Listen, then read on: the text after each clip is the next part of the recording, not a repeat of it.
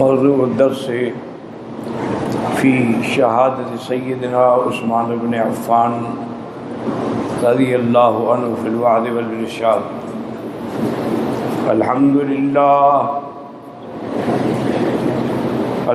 للہ وکفا والصلاة والسلام علی خاتم الانبیاء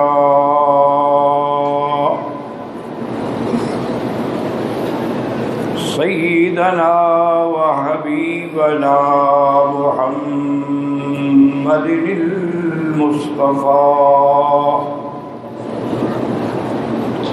وعلى آلہ المجتبى واصحابہ النجبى۔ اللہم صل علی سیدنا محمد النبی الأمی الہاشمی وعلى آلہ واصحابہ نجوم الہدى۔ اما بعد فقد قال اللہ تبارک وتعالی فی القرآن المجید والفرقان الحمید۔ اعوذ باللہ من الشیطان الرجیم،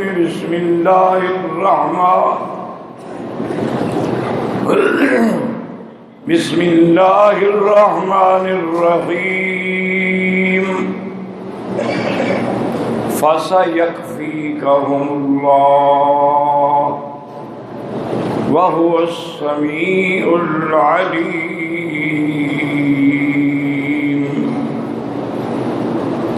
صِبْغَةَ اللَّهِ وَمَنْ أَحْسَنُ مِنَ اللَّهِ صِبْغَةً وَنَحْنُ لَهُ عَابِدُونَ۔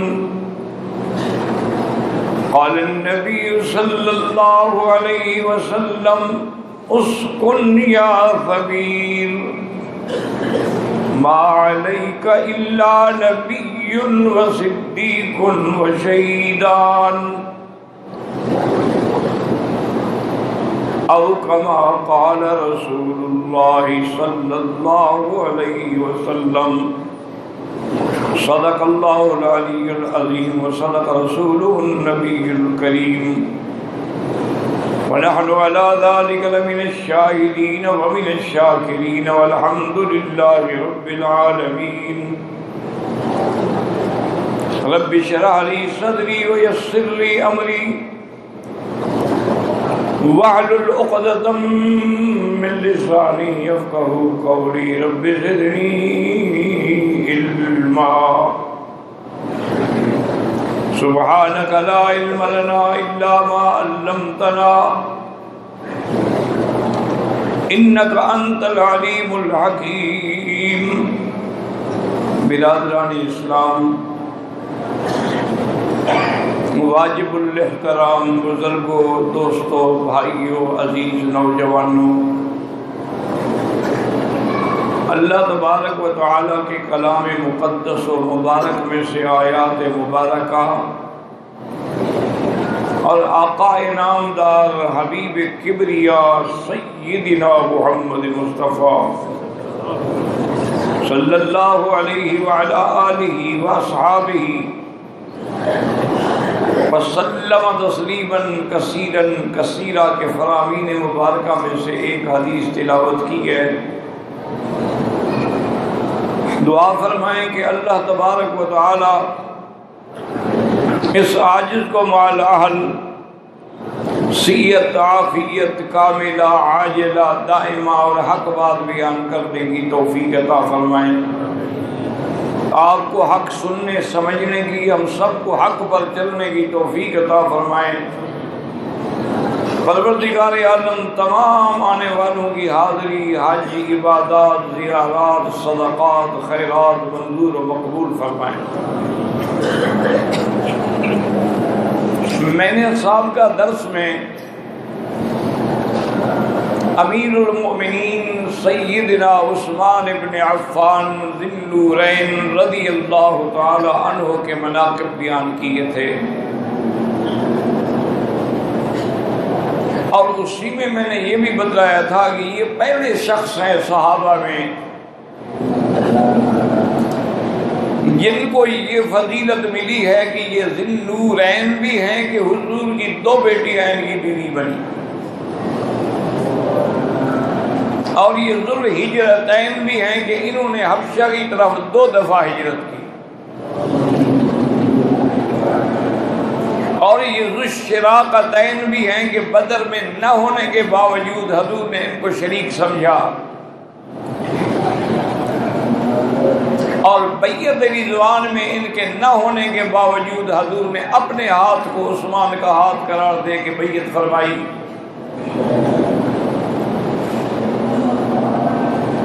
اور اسی طرح یہ ذو البشارتین بھی ہیں کہ جب انہوں نے بئر روما میٹھے پانی کا کنواں مدینے میں خرید کر کے وقف کیا تو حضور نے جنت کی بشارت دی،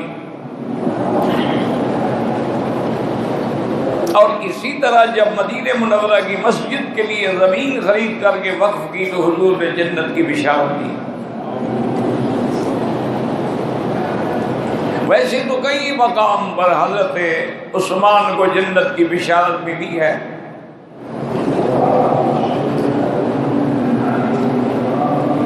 سیدنا عثمان رضی اللہ تعالی عنہ نے حضرت عمر رضی اللہ تعالی عنہ کی خلافت کے بعد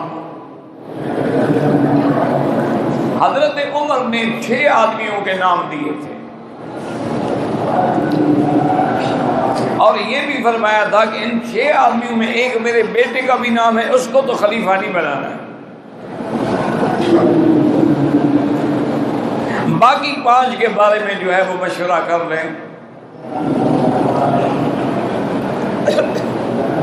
اور حضرت عمر رضی اللہ تعالی عنہ نے یہ بھی فرمایا کہ اگر میں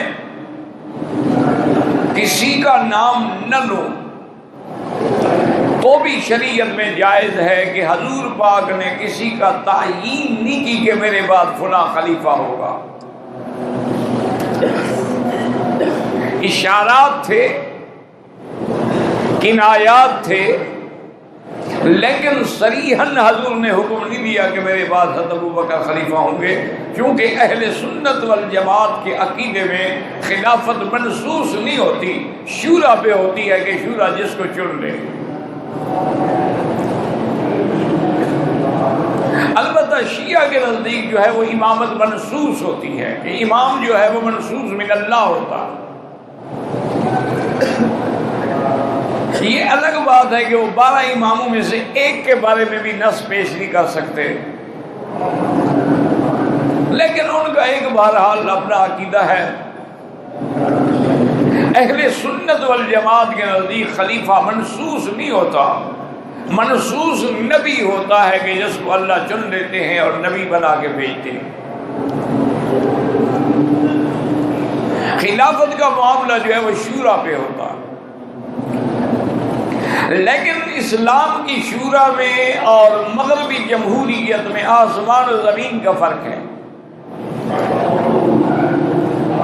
اسلام کی شورا کا معنی یہ ہوتا ہے کہ ارباب حل و عقد، یعنی جو مشورہ دینے کے قابل لوگ ہیں، اہل لوگ ہیں، وہ مشورہ دیں۔ ایک مغربی جمہوریت ہے کہ اس میں سب کا ووٹ برابر ہے، ایک عالم کا بھی برابر ہے، جاہل کا بھی برابر ہے۔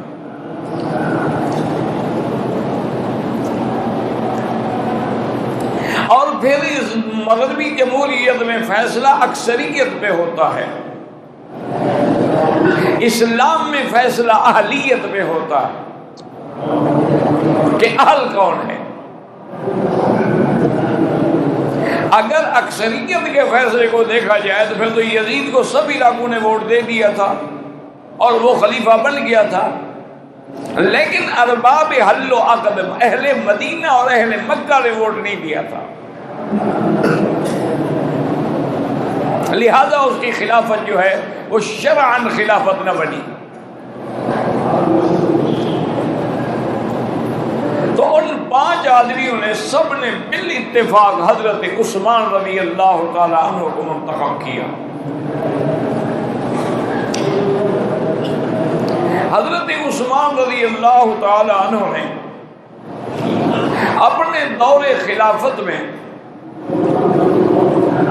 اتنے عظیم کارنامے سر انجام دیے ہیں کہ مراکش سے لے کر کابل تک کا علاقہ جو ہے وہ حضرت عثمان کے زمانے میں فتح ہوا ہے۔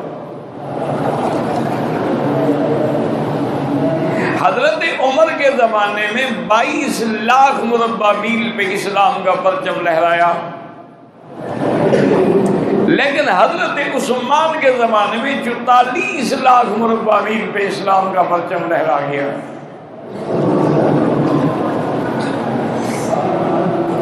آپ خود اندازہ کریں کہ کہاں مراکش ہے اور کہاں کابل ہے، یہ حضرت عثمان کے زمانے میں فتح ہوئے۔ اور اسی طرح حضور صلی اللہ علیہ وسلم نے فرمایا تھا کہ میری امت میں سے ایک جماعت ہوگی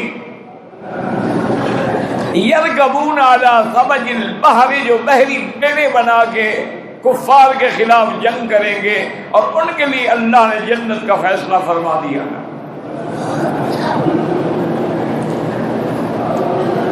اسی طرح ایک دن میرے آقا رحمت دو عالم محبوب دو عالم صلی اللہ علیہ وسلم سو رہے تھے،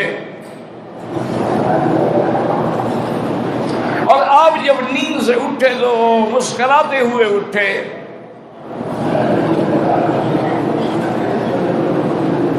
ام سلیم نے عرض کیا یا رسول اللہ ما اضحکک، کا وجہ کیا ہے؟ فرمایا اللہ نے مجھے دکھایا ہے کہ میری جماعت، میری امت میں سے ایک جماعت ہے جو کشتیوں پہ سوار ہو کے، بحری بیڑوں پہ سوار ہو کے جنگ کرے گی، اللہ ان کو وہ مرتبہ دیں گے جو اہل بدر کا مرتبہ۔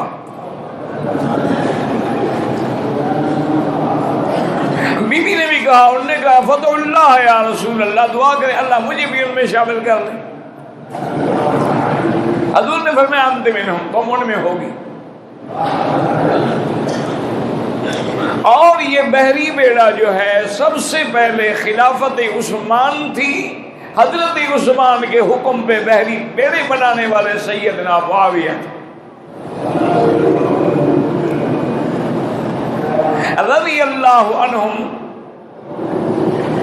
اور سب سے پہلے اس بحری بیڑے پر مسلمانوں کی فوج کو لے کے قیادت کرنے والا جو ہے وہ یزید ابن سفیان تھا۔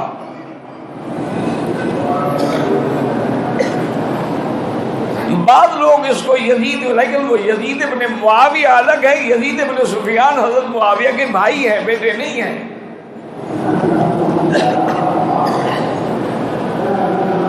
تو یہ ساری فتوحات جو حاصل ہوئی اسلام میں، یہ بھی سیدنا عثمان رضی اللہ تعالی عنہ کے دور میں ہوئی۔ اب اسلام چونکہ بڑا دور تک الحمدللہ پھیل گیا، اور یہ بھی الحمدللہ آپ اللہ کے حرم میں بیٹھے ہیں۔ میں عرض کر دوں آپ کو کہ حضور نے ایک پیشین گوئی فرمائی تھی کہ ایک وقت آئے گا میری امت پہ،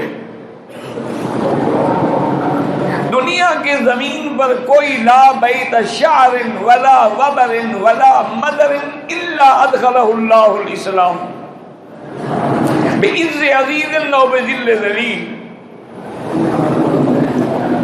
فرمایا ایک وقت آئے گا پوری دنیا میں، چاہے خیمے کا گھر ہوگا چاہے مٹی کا گھر ہوگا، اسلام ہر حال میں داخل ہوگا۔ پوری دنیا کے اندر اسلام ہوگا اور کوئی دین نہیں بچے گا۔ اللہ اپنے نبی سے وعدہ پورا کریں گے کہ لِيُظْهِرَهُ عَلَى الدِّينِ كُلِّهِ، آپ کے دین کو ہم سب پہ غالب کر دیں گے۔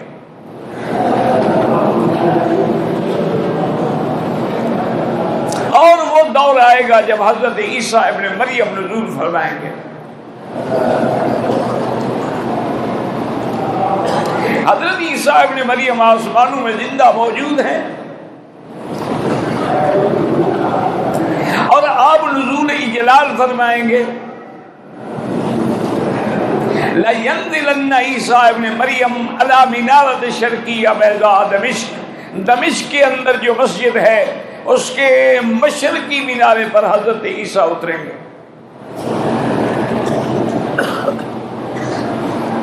اور اس وقت امام مہدی جو ہے وہ مصلی پہ کھڑے ہوں گے۔ مہدی پہلے آئیں گے، عیسیٰ علیہ السلام بعد میں آئیں گے، لیکن یہ وہ مہدی نہیں ہے جو شیعہ کہتے ہیں کہ مہدی ہے اور غار میں چھپا ہوا ہے۔ اسی لیے شیعہ کے نزدیک یہ جو دور ہے نا، یہ غیبوبت کبریٰ کا زمانہ ہے۔ اس لیے جب وہ نماز پڑھتے ہیں، عید پڑھتے ہیں، جمعہ پڑھتے ہیں، مصلی جو بچھاتے ہیں اس پہ امام کھڑا نہیں ہوتا، ساتھ مصلی بچھا کے کھڑا ہوتا ہے۔ وہ کہتے ہیں مصلی تو امام کے لیے، امام غائب ہے۔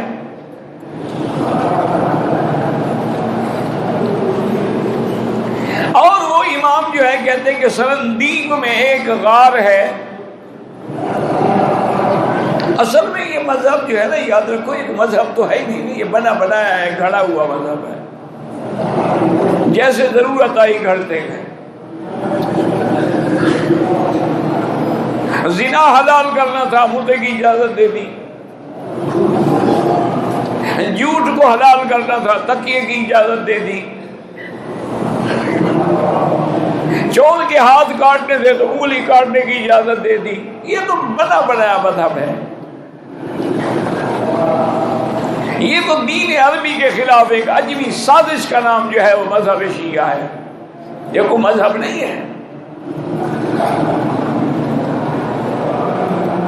وہ کہتے ہیں کہ سرندیب میں وہ مہدی جو ہے نا وہ چھپے ہوئے ہیں، اور جو اصل قرآن ہے مصحف فاطمہ وہ ان کے پاس ہے،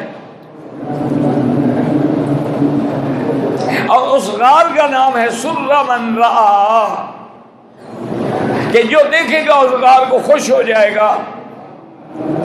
لیکن ان شریفوں سے پوچھو کہ بھی اس امام کا کیا فائدہ جو خود غار میں چھپ کے بیٹھا ہوا ہے، اور اس قرآن کا کیا فائدہ جو حضور کی امت کے کام ہی نہ آئے، اس کو چھپا کے اسے غار میں رکھا ہوا ہے۔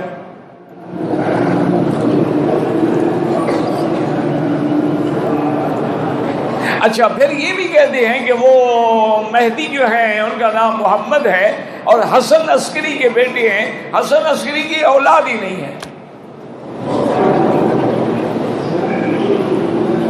کیونکہ سارا مذہب کی بنیاد جب جھوٹ پر ہو، ان کے نزدیک تو یہ ہے نا جی کہ حضور کے بعد صرف 5 صحابہ ہیں جو مسلمان ہیں، باقی تو کہتے ہیں نعوذ باللہ سارے مرتد ہو گئے۔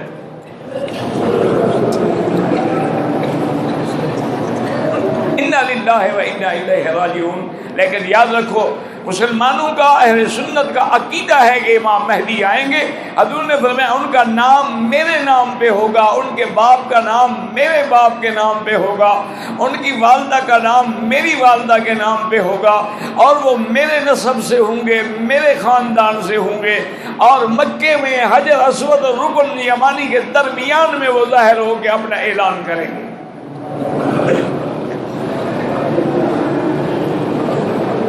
اور اللہ ان کی مدد فرمائیں گے،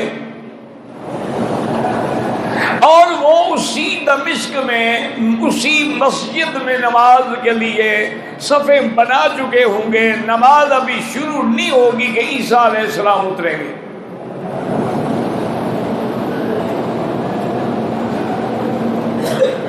اور عیسیٰ علیہ السلام جب اتریں گے تو حضور نے فرمایا کہ 2 فرشتوں کے کندھوں پہ ہاتھ رکھا ہوا ہوگا، اور ان کے بالوں سے پانی ٹپک رہا ہوگا، معلوم ہوگا کہ ابھی ابھی جنت سے غسل کر کے تشریف لا رہے ہیں۔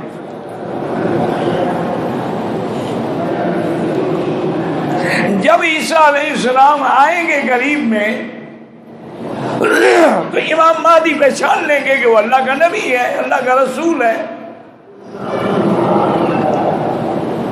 تو مصلی سے ہٹنا چاہیں گے، لیکن امام حضرت عیسیٰ فرمائیں گے اللہ رسل کا نہیں، تم مصلی پہ کھڑے ہو جاؤ، پہلی نماز میں تمہارے پیچھے پڑھوں گا تاکہ دنیا کو پتہ لگے کہ میں حضور کا امتی بن کے آیا ہوں، نبی بن کے نہیں آیا۔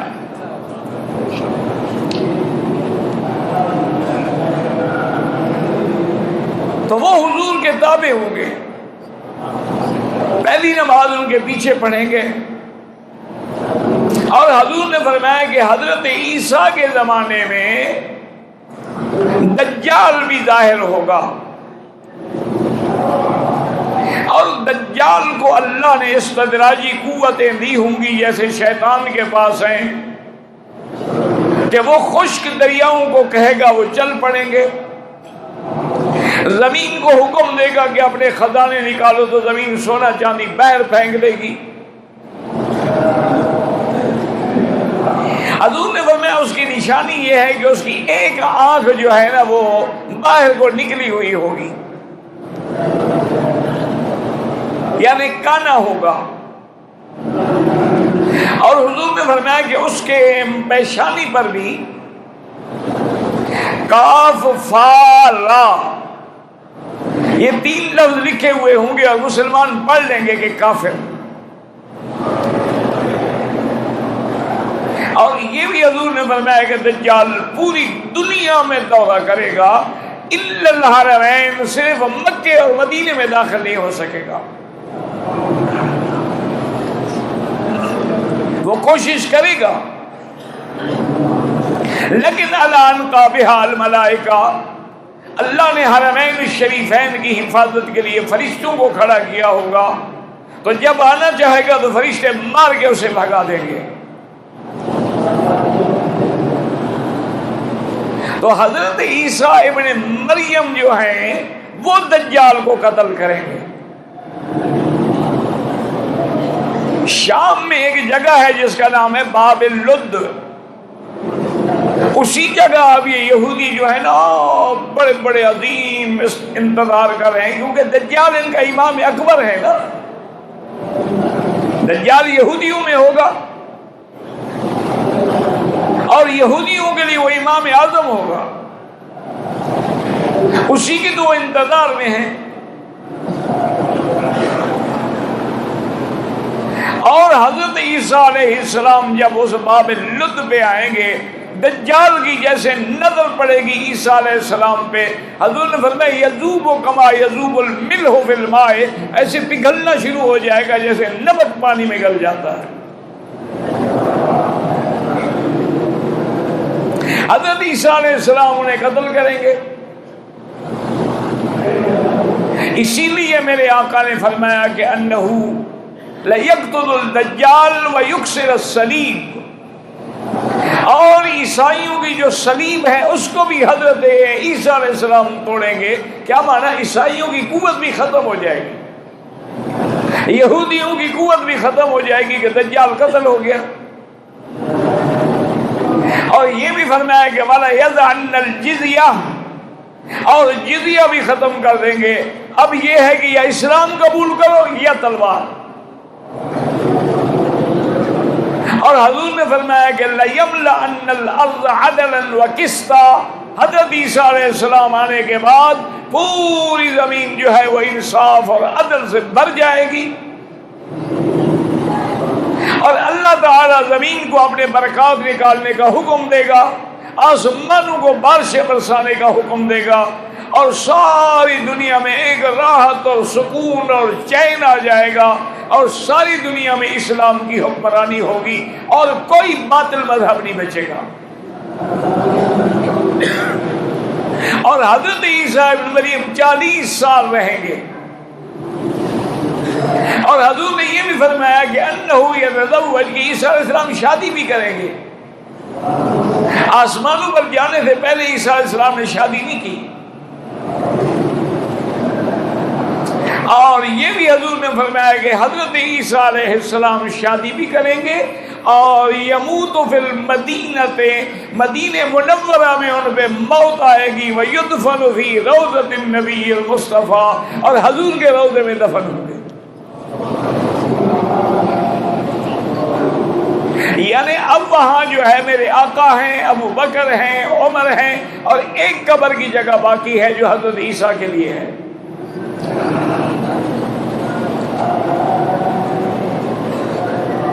تو پوری دنیا میں عدل و انصاف کا شہرا ہوگا۔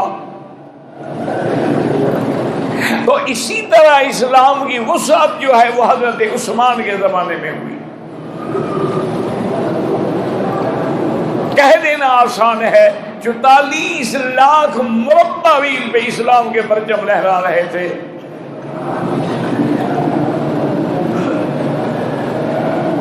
اس دور میں حضرت حذیفہ نے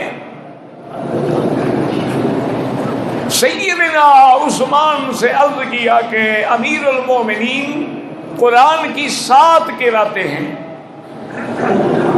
انزل القرآن والا 7 احرف، قرآن 7 قراتوں پہ اترا ہے.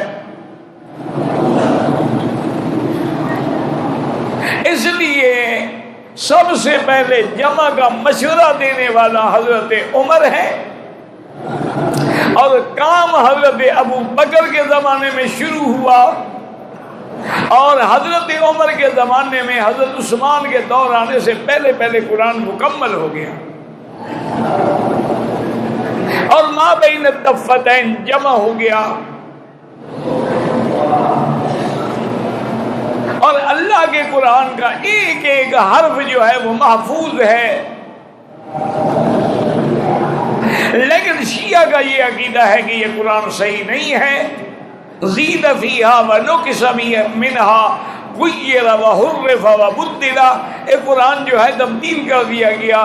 اصحاب ثلاثہ نے جتنی اہل بیت کے حق میں آیتیں تھیں سب نکال دی ہیں، لہذا یہ قرآن مکمل نہیں ہے. اور یہ بات بھی یاد رکھو، جو قرآن کی ایک آیت کا بھی انکار کرے یا اس کے محفوظ نہ ہونے پر عقیدہ رکھے وہ کافر ہے.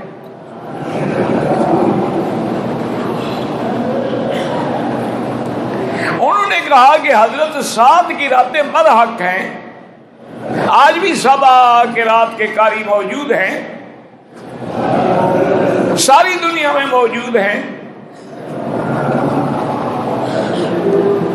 لیکن اسلام دور تک چلا گیا ہے. اب اس کے اندر صرف عرب نہیں ہیں، اور قومیں بھی آ گئی ہیں. تو اب قراتوں پہ جھگڑا ہوتا ہے. تو میری رائے یہ ہے کہ آپ مہربانی فرما کے ایک قرات پر مصحف کو مرتب کرا دیں. حضرت عثمان رضی اللہ تعالی عنہ کو بات سمجھ آ گئی. آپ نے ایک کمیٹی بنائی جس میں آپ نے حضرت زید کو بڑا بنایا، جس کو حضرت ابو بکر نے بڑا بنایا تھا، اور انہوں نے قرآن مجید کو ایک قرات میں جمع کیا، اور اس کے 7 نسخے بنائے گئے. ایک نسخہ مدینہ منورہ میں رکھا گیا اور باقی اقطار عالم کو بھیج دیے گئے، اور اعلان ہو گیا کہ اب پوری دنیا میں مصحف عثمانی ہوگا، اس کے علاوہ اور کوئی رسم الخط قابل قبول نہیں ہوگا.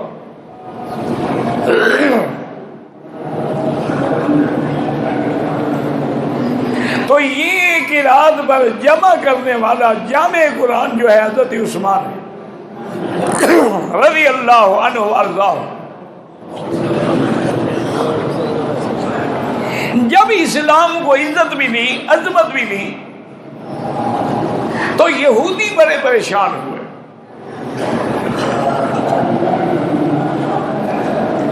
اور ایک بات یہ بھی یاد رکھ لیں کہ حضور نے فرمایا تھا نا کہ میری امت جو ہے 73 فرقوں میں بٹ جائے گی، کلہم فی النار الا ما انا علیہ واصحابی. صرف ایک جو ہے وہ جنت میں جائیں گے، باقی 72 کے 72 جہنمی ہوں گے.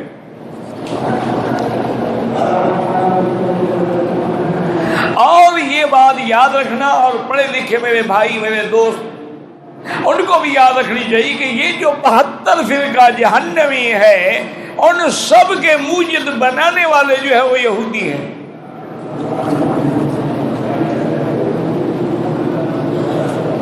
اور ان فرقوں کے اندر روافض ہیں، خوارج ہیں، معتزلہ ہیں، کرامیہ ہیں، قدریہ ہیں، مجبرہ ہیں، مشبہ ہیں، مجسمہ ہیں، اور 72 فرقہ ہے. اور یہ 72 فرقہ بھی حد ہے، پھر ایک ایک کے نیچے سینکڑوں فرقے ہیں. جیسے شیعہ ہے تو شیعہ تو 360 قسم ہیں، لیکن ان سب کے موجد جو ہے وہ یہودی ہیں، کہ اسلام کے دشمن جو ہیں وہ یہودی ہیں، جنہوں نے حضور صلی اللہ علیہ وسلم کے زمانے میں بھی سازشیں کی، جنہوں نے حضور پاک کو قتل کرنے کی سازش کی، جنہوں نے حضور پاک پہ جادو کرایا، جنہوں نے حضور پاک کو کھانے میں زہر دیا، جنہوں نے سیدہ عائشہ پہ تہمت لگائی، یہ سب یہودیوں کے کارنامے تھے۔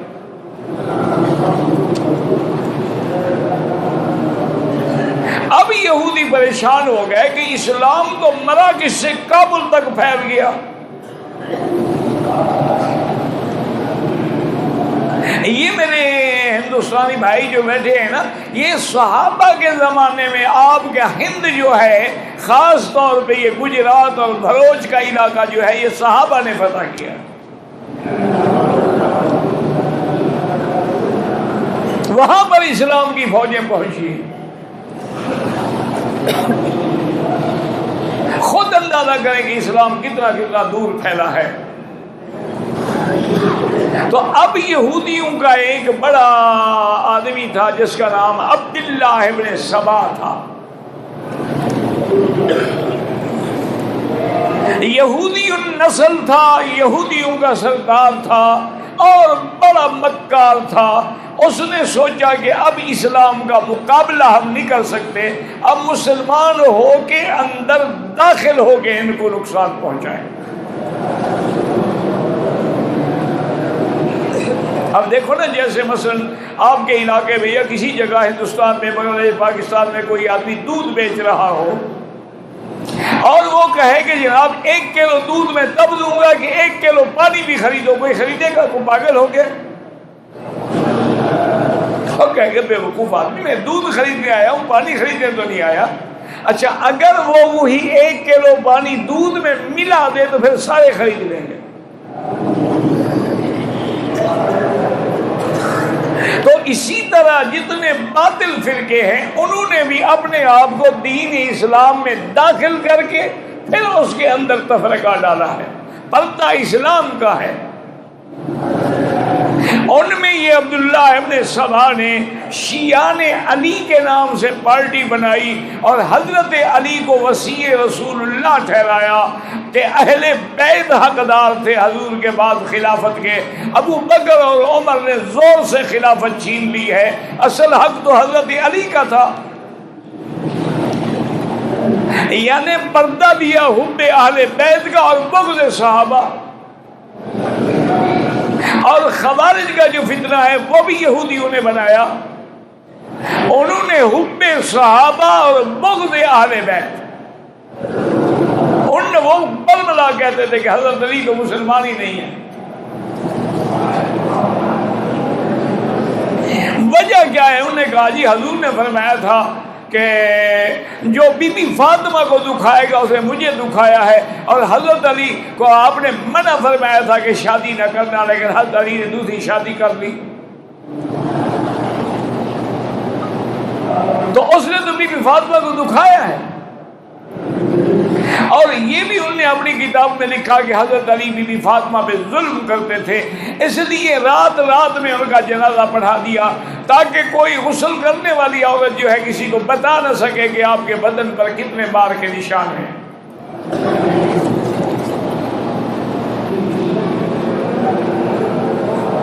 تو اب 2 جماعتیں میدان میں آ گئیں، شیعہ بھی اور خوارج بھی۔ شیعہ نے حب اہل بیت کا نام دے کے صحابہ سے دشمنی کی، اور خوارج نے حب صحابہ کا پردہ لے کر اہل بیت سے دشمنی کی۔ جیسے ہمارے اہل بدعت جو ہیں وہ محبت رسول کا پردہ دے کر شرک پھیلاتے ہیں، دعویٰ محبت نبی کا کرتے ہیں، دعویٰ محبت اولیاء اللہ کا کرتے ہیں، اور اصل مقصد اندر کیا ہوتا ہے؟ بدعت اور شرک پھیلاتے ہیں۔ کیونکہ کوئی باطل دین ایسے نہیں چل سکتا جب تک کہ کوئی اس کو سہارا نہ دیا جائے۔ اب جناب آپ اندازہ کریں کہ انہوں نے اتنی زہر پھیلایا کہ پورے شہروں کے اندر حضرت عثمان کے خلاف زہر پھیلاتے گئے اور بڑے لوگ مخالف کے دیکھو جی حضرت عثمان نے اپنے رشتہ داروں کو گورنر بنا دیا ہے، عزیزوں کو عہدے دے دیے ہیں اور ان کے عزیز جو ہیں وہ دنیا پہ ظلم و ستم کر رہے ہیں۔ حضرت عثمان بار بار کہتے بھی کسی کی شکایت تو لے آؤ، لیکن شکایت ہو تو لے آئے۔ اور آخر ایام حج تھے، ایام حج میں آپ کو پتا ہے کہ ساری دنیا الحمدللہ حج کے لیے آتی ہے، تو مدینہ منورہ میں بھی زیادہ تعداد نہیں تھی، تو 900 آدمیوں کی جماعت جو ہے شیعہ نے تیار کی اور 900 آدمیوں نے آ کے مدینہ منورہ میں اپنا ڈیرا لگا دیا۔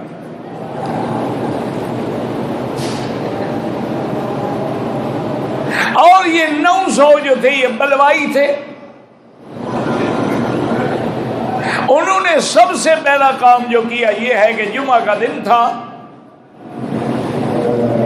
سیدنا عثمان رضی اللہ تعالیٰ عنہ حضور کے منبر پہ کھڑے ہوئے خطبہ دیا، تو ایک کھڑا ہو گیا، اس نے کہا عثمان تم خطبہ نہیں دے سکتے، ہم تمہارا خطبہ نہیں سنیں گے۔ پھر ادھر سے آدمی کھڑا ہوا، ادھر سے آدمی کھڑا ہوا، شور ہو گیا مسجد میں، اور ایک بدبخت نے آ کے حضرت عثمان کے ہاتھ سے وہ عصا لے لیا جو پکڑا ہوا تھا اور اس کو توڑ دیا، حالانکہ یہ وہ عصا تھا جو حضرت محمد مصطفیٰ نے دیا تھا۔ اور حضور کے بعد ابو بکر رضی اللہ عنہ اسی عصا کو پکڑ کے خطبہ دیتے تھے، حضرت عمر بھی اسی عصا کو استعمال، ہر خلیفہ حضرت عثمان سے لے کے توڑ دیا، اور اتنا انہوں نے نعوذ باللہ تشدد کیا کہ عثمان منبر سے گر گئے اور زخمی ہوئے۔ مجبوراً آپ کے کچھ محبین نے آپ کو اٹھایا اور آپ کے گھر پہنچا دیا، اور انہوں نے پورے مدینے میں اعلان کر دیا کہ آئندہ ہم حضرت عثمان کو مسجد نبوی میں نماز بھی نہیں پڑھنے دیں گے، جمعہ تو جمعہ ہے۔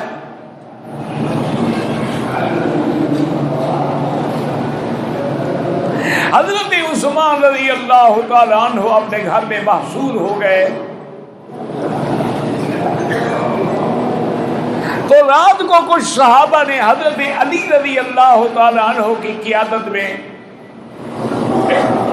حضرت عثمان سے ملاقات کی اور کہا کہ امیر المومنین آپ کیا کر رہے ہیں؟ یہ جو 800-900 بلوائی آئے ہوئے ہیں اور پورے مدینے میں شور ڈال دیا ہے، آپ امیر المومنین ہیں، خلیفہ رسول اللہ ہیں، آپ کے پاس الحمدللہ طاقت ہے، ہر جگہ آپ کے گورنر بیٹھے ہیں، آپ حکم تو کریں۔ انہوں نے فرمایا کہ نہیں، یہ مجھے قتل کرنا چاہتے ہیں نا، میں اپنی جان کے لیے حضور کے مدینے میں شر پسند نہیں۔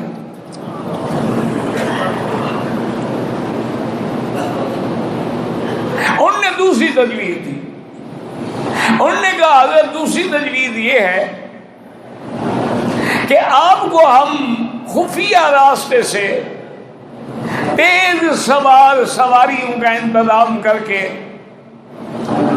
مدینے سے نکال دیتے ہیں، آپ فوراً شام چلے جائیں جہاں حضرت معاویہ کی حکومت ہے اور وہاں کوئی دشمن آپ پر حملہ نہیں کر سکتا۔ حضرت معاویہ ایک طاقت ہے۔ تو حضرت عثمان نے کہا کہ میرے مدنی پاک نے فرمایا تھا من استطاع منکم ان یموت فی المدینہ فلیمت، کہ جس آدمی کو طاقت دے اللہ مدینے میں موت آئے، اس کو چاہیے مدینے میں مرے تاکہ میں اس کی شفاعت کروں۔ تو مجھے مدینہ چھوڑوانا چاہتے ہو؟ مدینہ دار و ہجرتی، مدینہ دار و خلیلی و حبیبی محمد صلی اللہ علیہ وسلم۔ انہوں نے کہا کہ حضرت آپ ایسا کریں گے مکے چلے جائیں۔ انہوں نے کہا مکے سے تو ہم مدینہ آئے، میں مدینہ چھوڑ کے مکے کیوں جاؤں؟ حضرت عثمان رضی اللہ تعالیٰ عنہ نے کوئی بات نہ مانی، اور ظالموں نے ان کے گھر کے باہر اتنا پہرا لگا دیا تھا کہ کوئی چیز بھی ان تک نہیں جا سکتی تھی۔ صحابہ نے اپنے نوجوان بیٹوں کو، حضرت علی نے حضرت حسن کو، حضرت حسین کو، محمد بن طلحہ، عبداللہ بن عمر، ان سب نوجوانوں کو حکم دیا کہ تم حضرت عثمان کے گھر کے دروازے پہ پہرا دو اور کسی دشمن کو اندر نہ گھسنے دو۔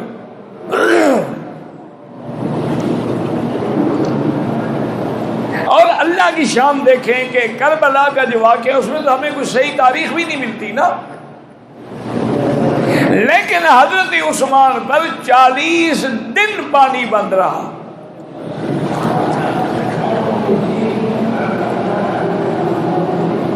حضرت عثمان نے کسی طرح حضرت علی بی بی عائشہ کو پیغام بھیجا کہ اگر پانی بھیج سکتے ہو تو بھیجو۔ حضرت علی مشکیدہ لے کے آئے، ظالم نے 3 مارا تو مشکیدہ بھی وہی گر گیا۔ حضرت علی نے اپنی پگڑی اتار کے حضرت عثمان کے گھر میں پھینکی کہ کم از کم عثمان کو پتہ لگ جائے کہ میں نے پورا زور لگایا، لیکن ظالم نہیں آنے دیتے۔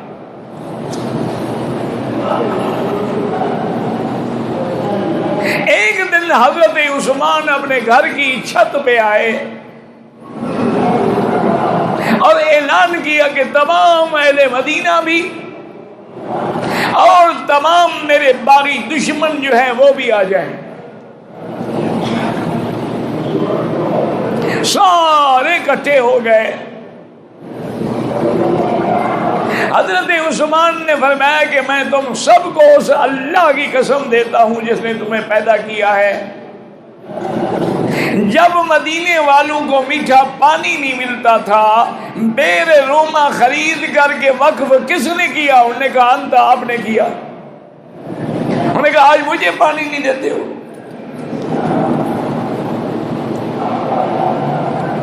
حضرت عثمان نے فرمایا کہ جب مسجد نبوی تنگ ہو گئی تو زمین خرید کے دینے والا کون تھا؟ انہوں نے کہا انت، آپ تھے۔ انہوں نے کہا کہ جیش الاسرا کے زمانے میں غزوہ تبوک کے موقع پہ 900 اونٹ، 100 گھوڑا اور 5 کلو سونا دینے والا کون تھا؟ انہوں نے کہا انت، آپ تھے۔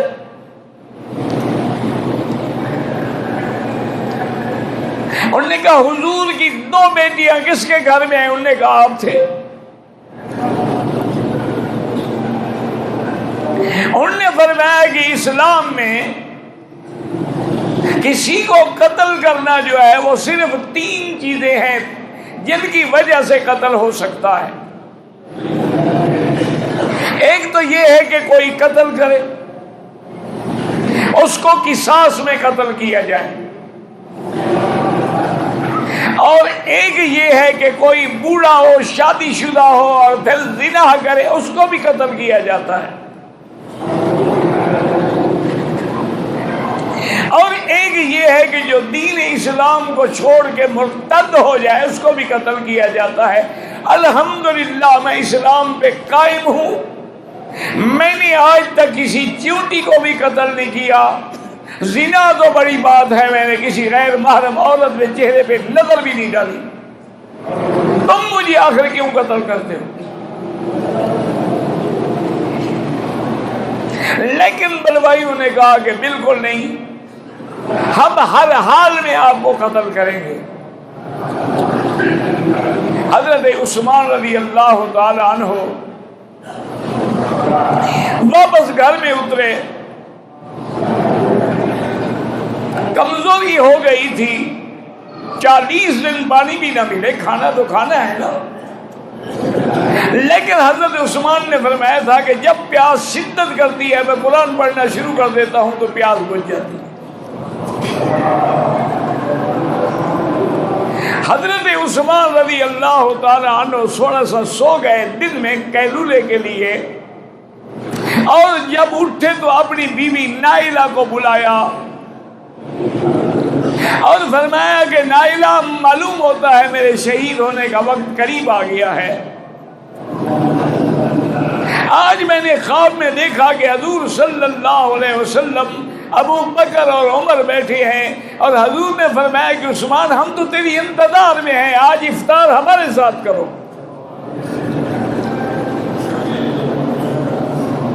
تو اس لیے فرمایا کہ نائلہ اب میری شہادت کا وقت قریب آ گیا ہے، ایک تو مجھے پاجامہ دے دو میں پہن لوں تاکہ باغی مجھے قتل کریں تو کہیں میرا سطر نہ کھل جائے۔ آپ نے پاجامہ پہنا، کپڑے پہنے اور قرآن شریف لے کے پڑھنا شروع کیا، اور اللہ تبارک و تعالیٰ کی شان ہے کہ بلوائیوں نے دیوار کے پچھلے حصے سے کود کے اندر آئے اور ایک ظالم نے لوہے کی لٹھ ماری حضرت عثمان کے سر پہ، اور اس کا خون کا فوارہ جو نکلا تو اسی آیت پہ فَسَيَكْفِيكَهُمُ اللَّهُ وَهُوَ السَّمِيعُ الْعَلِيمُ۔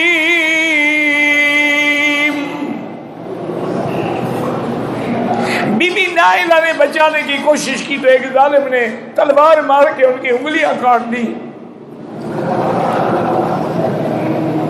اور ایک ظالم حضرت عثمان کے سینے پہ چڑھ آیا اور داڑھی پکڑ کے تماچے مارنے لگا۔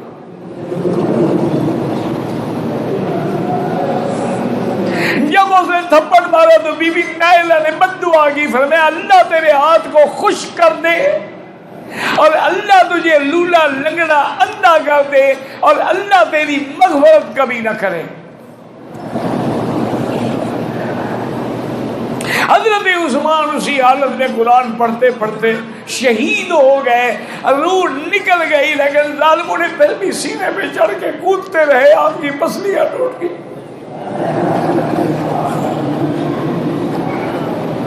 اور آج مظلوم عثمان کو جنازہ نہیں اٹھانے دیتے، 2 دن بغیر جنازے کے آپ اپنے مکان میں رہے۔ حضرت علی نے صحابہ کو اکٹھا کیا کہ یہ کتنا بڑا ظلم ہے کہ حضرت عثمان کا تجہیز و تکفین بھی نہ ہو۔ انہوں نے بڑی قوت کے ساتھ رات کو حضرت عثمان کو گھر سے نکالا، اور لالٹین لیے ہوئے بی بی نائلہ آگے چل رہی تھی کہ شاید بلوائی جو ہے وہ عورت کا حیا کریں، اور بڑی مشکل سے صرف 18 آدمیوں نے حضرت عثمان کا جنازہ پڑھا، جن میں امامت کرنے والے حضرت جبیر ابن مطعم تھے، اور جنت البقیع کے آخری کنارے پہ حضرت کو دفن کیا گیا۔ اور صحابہ نے کئی دن تک آپ کی قبر پر بھی نگرانی رکھی کہ کہیں بدبخت جو ہے وہ قبر سے نکال کے بھی حضرت عثمان کی بے حرمتی نہ کریں۔ حضرت محمد ابن سیرین فرماتے ہیں کہ میں طواف کر رہا تھا، ایک آدمی میں نے دیکھا لولا لنگڑا اندھا ہے اور دعا مانگ رہا ہے کہ اللہم اغفر لی وما اظن ان تغفر لی، اللہ میرے گناہ معاف کر دے، لیکن مجھے گمان ہے مجھے گناہ معاف نہیں کریں گے۔ محمد ابن سیرین کہتے ہیں میں نے ایسی دعا سن کے حیران ہوا، میں نے جب فارغ ہوئے طواف سے اسے پوچھا یہ کیسی دعا کر رہے ہو؟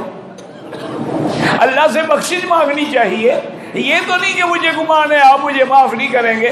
اور نے کہا کہ محمد ابن سیرین میں وہ بدبخت ہوں جس نے عثمان کو تھپڑ مارا تھا۔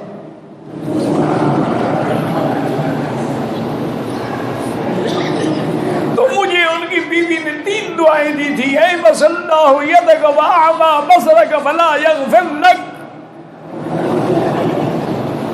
انہوں نے 3 دعائیں دی تھی کہ اللہ تیرے اس ہاتھ کو خشک کر دے، اور اللہ تجھے اندھا کر دے، اور اللہ تیری کبھی مغفرت نہ کرے۔ یہ دیکھو میرا ہاتھ لکڑی کی طرح ہو گیا، وہ دعا بھی لگ گئی، میں اندھا بھی ہو گیا، یہ بھی لگ گئی، اب تیسری کا بھی مجھے یقین ہے کہ مجھے خدا معاف نہیں کرے گا۔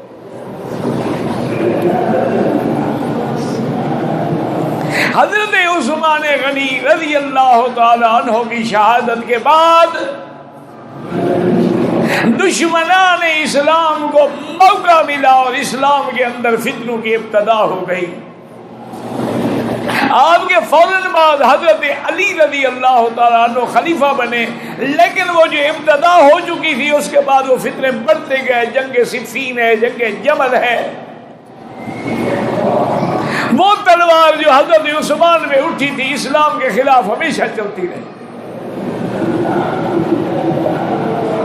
अल्लाह तबारक व तआला हमें, आपको और सबको सही अकीदा और सही मानों में असहाब रसूल की मोहब्बत नसीब फरमाएं। वमा अलैना इल्लल बलाग। अल्लाहु रब्बुना हुवल इलाहु मस्तफाहु अल वाहिदुल हय्यु कज़ल मलीक।